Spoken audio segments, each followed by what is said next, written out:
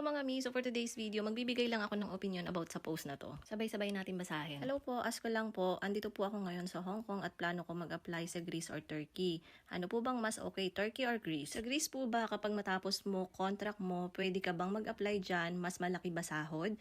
Kasi sa OLM agency, 43K ang sahod daw. Pag Greece po, iyon. Bago nga pala ako magbigay ng opinion, kung bago ka pa lang sa aking video at hindi mo pa ako kilala, ako nga po pala si Marie Chris, isang OFW dito sa Greece. Magbibigay lang ako ng konting idea kung ano yung mga makukuha mong benefits kung dito ka magtatrabaho sa Greece. Wala akong masasabi about sa Turkey dahil wala pa naman ako experience na magtrabaho doon. May ilan na nga rin ako naririnig at nababasa sa Facebook na in demand na rin ngayon ang mga DH sa Turkey. Kaya siguro napatanong yung isa nating kababayan. Okay, ito lang yung masasabi ko kung ikaw ay magtatrabaho dito sa Greece. First, once na magkaroon ka ng residence permit, pwede ka makapag-travel sa sakop ng Schengen, which is 29 countries na hindi mo na kailangan mag-apply ng visa. Tingnan mo na lang sa Google kung ano yung mga country na yon. Pangalawa, may possibility na makapag-apply ka for permanent residence. Pangatlo, renewable yung permit mo at pwede kang mamili ng trabahong gusto mo. At may malimit na nagtatanong nito kung pwede daw madala dito ang anak. Pwede naman po, basta malaki yung tax na binabayaran mo at malaki yung sahod mo. About sa kung magkano dapat ang sahod, magtatanong muna tayo niyan sa lawyer. At dito nga, kailangan natin magbayad ng Social Security o parang tinatawag sa atin na SSS. Na ang tawag sa kanila dito ay ICA. Kung nagbabayad nga tayo, ay meron tayong free medical care. At dun sa tanong niya na, after ba ng contract mo na 2 years ay kung pwede ka maghanap ng mas mataas na sahod? Yes, pwede